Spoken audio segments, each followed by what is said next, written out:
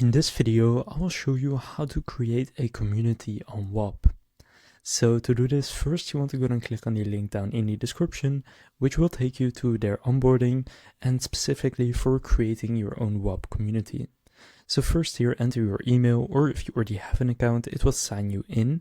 But for now, I'll just enter my email address. Then go and enter the code that has been sent to your email address, and then enter your name.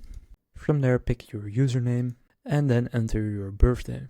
Then from there you can select a profile picture and then just click save. And now here they will ask if you want to join in Whop, so just go and join any of them. From there click next, and then it will take you right here where it says name your Whop. Now if you already had an account, it will take you right here automatically. So from here just enter the name that you want to give to your Whop and then click continue. Now here you're going to choose a link and then click continue. And then from there you will have created your Whop community, and you can now set up Whop payments, add content, design your store, and invite your first user. And here you now also have your link.